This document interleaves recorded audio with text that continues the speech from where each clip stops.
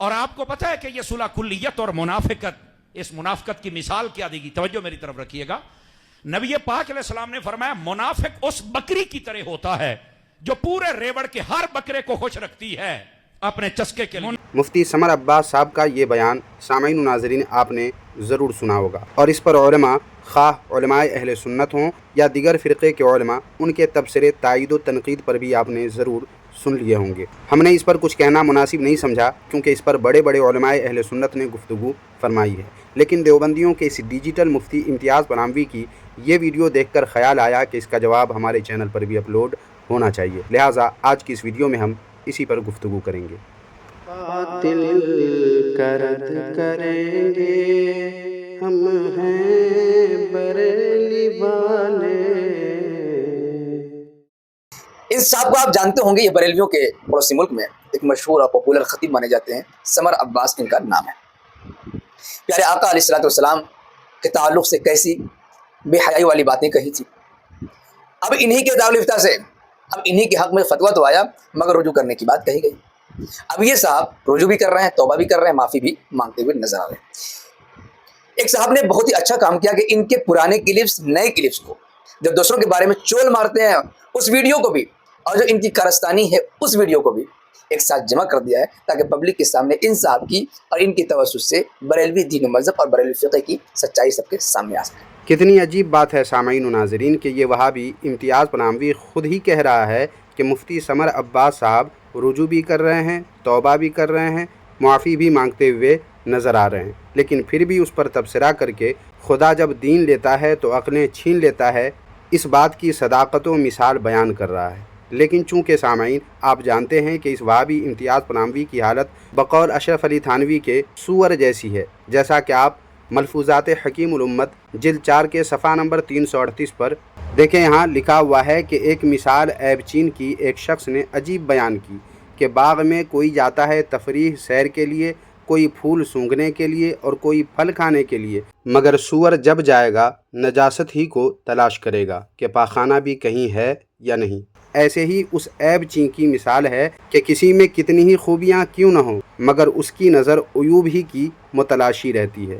یہی حال سامعین و ناظرین امتیاز پناہوی وہابی کا ہے کہ یہ اکثر و بیشتر اسی تلاش میں رہتا ہے کہ کہاں سے کہیں کسی سنی کے متعلق کوئی بات ملے اور ہم ویڈیو ریکارڈ کر کے لوگوں کو الو بنا کر اپنا الو سیدھا کریں۔ اس لیے اس نے کہیں سے ایک ویڈیو کلپ حاصل کی اور جھٹ ویڈیو بنا کر اپلوڈ کر دیا۔ اس ویڈیو کلپ میں ہے کیا، پہلے آپ یہ سن لیجئے۔ نبی پاک علیہ السلام نے فرمایا منافق اس بکری کی طرح ہوتا ہے جو پورے ریوڑ کے ہر بکرے کو خوش رکھتی ہے اپنے چسکے کے لیے۔ منافق اس بکری کی طرح ہوتا ہے۔ میں ان الفاظ کو غیر مشروط طور پر واپس بھی لیتا ہوں، براءت کا اعلان بھی کرتا ہوں، اور ساتھ ہی ساتھ میں اللہ کی بارگاہ میں اپنے آپ کو عاجزی کے ساتھ پیش کرتے ہوئے اپنے رب سے معافی کا طلبگار ہوں، رجوع کرتا ہوں، توبہ کرتا ہوں۔ نہیں ایسا نہیں ہونا چاہیے، اس نے معافی مانگ لی ہے۔ میں نے کہا نہیں، دیکھو اگر چور چوری کر کے مان جائے کہ میں نے چوری کی ہے تو کیا آپ چھوڑ دیں گے؟ بولو بھائی، آپ نہیں چھوڑیں گے؟ کہہ گے ٹھیک ہے مان گئے ہیں، تیری اسی ہور تین جویں کہندے نے بھی تیریاں لتاں باہاں ہڈیاں اسی نہیں بھاندے، لیکن کم از کم پتر چوری دی سزا تے تینوں بھگتنی پینی ہے نا، وہ تے تینوں دینا ہی پینا، بھرنا ہی پینا ہے۔ اتنا بڑا جرم ہے، ٹھیک ہے مان گیا ہے، اچھی بات ہے، کہتا میں مان گیا، میرے کو غلطی ہوئی ہے تو میں معافی چاہتا ہوں۔ او بھائی، اگر تم نے یہ جرم کر کے مان لیا ہے، اب معافی تمہیں شریعت کے مطابق دی جائے گی۔ کوئی نہیں یہ کہہ سکتا معافی مانگ لی ہے، او جی مجھے معافی دے دی جائے تو میرے کو غلطی ہوگی۔ کہ سارا جان جانتا تو گستاخ ہے، اور گستاخاں واسطے مڑ مزاج فاروقی بھی تو رکھنا پڑتا ہے نا۔ معزز ناظرین و سامعین، آپ نے سنا، اس بارے میں آپ اپنی رائے کمنٹ باکس میں ضرور لکھیے۔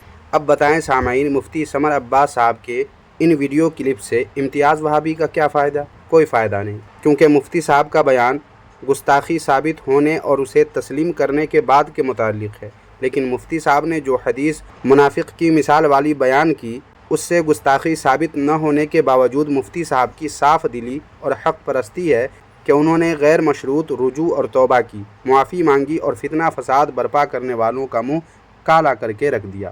اب اس معاملے پر کوئی بولے نہ بولے، دیوبندیوں کو تو بولنا ہی نہیں چاہیے۔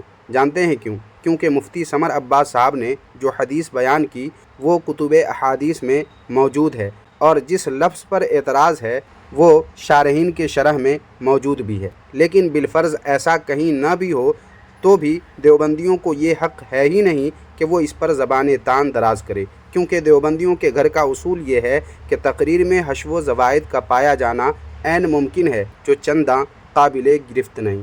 ملاحظہ فرمائیں ثبوت کے طور پر دیوبندیوں کے گھر کی یہ کتاب جس کا نام ہے عبید اللہ سندھی اور ان کے چند معاصر، اس کتاب کے صفحہ نمبر 170 پر دیکھیں، صاف لکھا ہوا ہے کہ تقریروں میں حشو و زوائد کا پایا جانا عین ممکن ہے جو چنداں قابل گرفت نہیں۔ اس کے علاوہ مفتی سمر عباس صاحب کے حق میں علماء اہل سنت کا مثبت فتویٰ بھی آیا، باوجود اس کے مفتی صاحب نے کھلے دل کے ساتھ باضابطہ رجوع و توبہ کیا اور ویڈیو ریکارڈ کر کے سوشل میڈیا پر شیئر کیا۔ وہ ویڈیو سامعین و ناظرین موقع محل کی مناسبت سے پہلے آپ ملاحظہ فرما لیں، پھر دیوبندیوں کو ان کے گھر کا ایسا آئینہ دکھایا جائے گا کہ ان کے اندر غیرت برائے نام بھی ہوگی تو چلو بھر پانی میں جا کر ڈوب مریں گے، بالخصوص امتیاز پراموی۔ پہلے آپ مفتی صاحب کا بیان سن لیں۔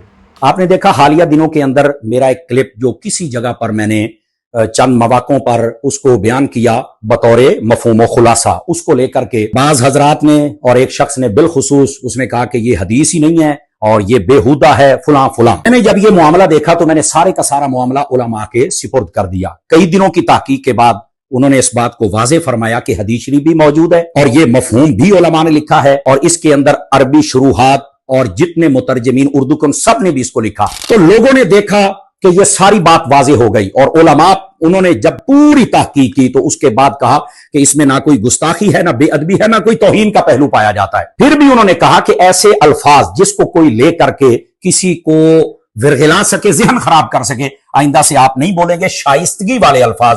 میں اس بات کا پابند ہوں اور انہوں نے یہ بھی فرمایا کہ غیر مشروط طور پر آپ اپنے الفاظ کو واپس لیں۔ بالکل میں اس کا پابند ہوں اور میں الفاظ واپس لے رہا ہوں۔ اور یہاں میں ایک اور بات بھی یہ کہنا چاہتا ہوں، یہ میرا ایمانی تقاضا بھی ہے، یہ میرا عشقی تقاضا بھی ہے، یہ میری محبت بھی ہے، اور جس مسلک محبت و عشق میں ہوں اہل سنت، یہ اس کا تقاضا بھی ہے۔ اہل حق جب ان کو کوئی کہہ دے کہ یہ الفاظ نامناسب ہے تو وہ فوراً اس سے برات کا اعلان کرتے ہیں۔ میں ان الفاظ کو غیر مشروط طور پر واپس بھی لیتا ہوں، براعت کا اعلان بھی کرتا ہوں، اور ساتھ ہی ساتھ میں اللہ کی بارگاہ میں اپنے آپ کو عاجزی کے ساتھ پیش کرتے ہوئے اپنے رب سے معافی کا طلبگار ہوں، رجوع کرتا ہوں، توبہ کرتا ہوں۔ اور محبوب کریم صلی اللہ علیہ وآلہ وسلم آپ کی بارگاہ اقدس میں بھی اس کی وجہ یہ ہے کہ ہم ہیں اہل سنت، ہم ہیں اہل ادب، ہم ہیں اہل عشق، ہم ہیں اہل محبت۔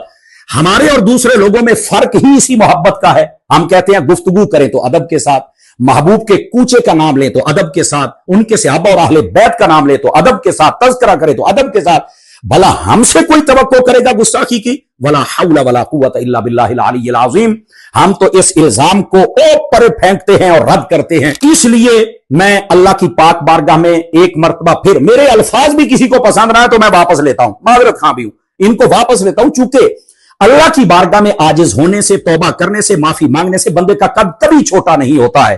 اللہ رب العزت ہمارے ملک کو انتشار سے، اختلاف سے محفوظ فرمائے۔ یہ تو ہوا سامعین و ناظرین مفتی صاحب کی طرف سے معاملے کی وضاحت، رجوع، توبہ اور اظہار و ابلاغ۔ لیکن اب دیوبندیوں کو، بالخصوص امتیاز وہابی کو، ان کے گھر کا راستہ دکھانا ضروری ہے۔ اس لیے اس ویڈیو میں صرف 3 حوالے پیش کرتا ہوں۔ ویسے تو حوالے کئی سارے ہیں مگر اس ویڈیو میں صرف 3 حوالے پیش کرتا ہوں۔ پہلے حوالے کے لیے ملاحظہ ہو دارالعلوم دیوبند کے شیخ الحدیث اور صدر المدرس سعید احمد پالن پوری کی یہ کتاب تحفۃ العلمعی۔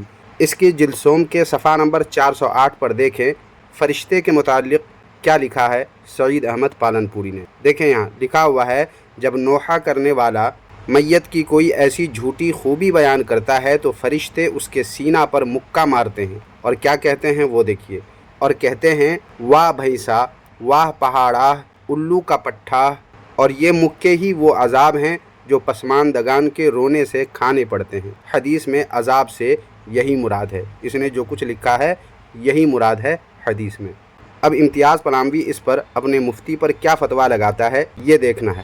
اب ملاحظہ فرمائے سامعین دوسرا حوالہ جس کے لیے پیش ہے یہ کتاب تفسیر معارف القرآن۔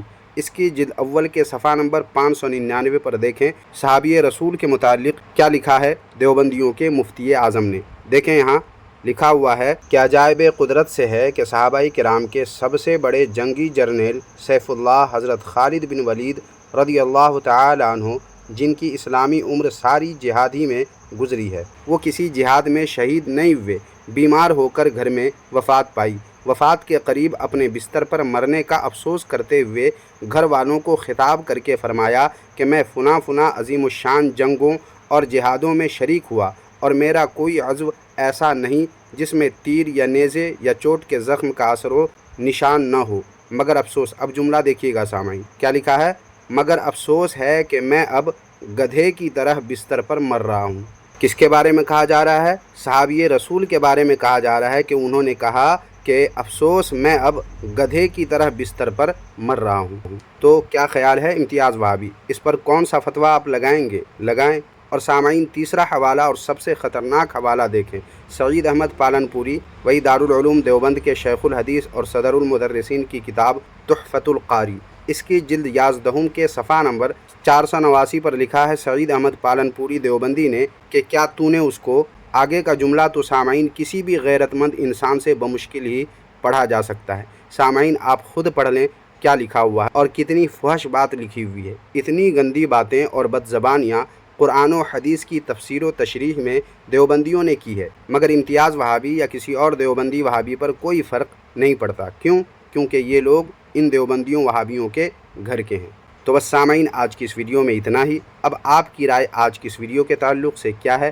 کمنٹ باکس میں ضرور لکھیں اور ویڈیو کو لائک بھی کریں، ہائپ بھی کریں اور اپنے دوست احباب میں لازمی شیئر کر دیں تاکہ لوگوں کے سامنے دیوبندیوں کا اصلی اور مکروہ چہرہ کھل کر واضح ہو جائے اور لوگ سمجھ جائے کہ یہ سفید پوش لوگ جو اپنے آپ کو دودھ کا دھلا ثابت کرتے ہیں اور لوگوں کے سامنے پیش کرتے ہیں دودھ کا دھلا بنا کر کے، یہ لوگ کتنے غلیظ اور کتنے گندے ہوتے ہیں۔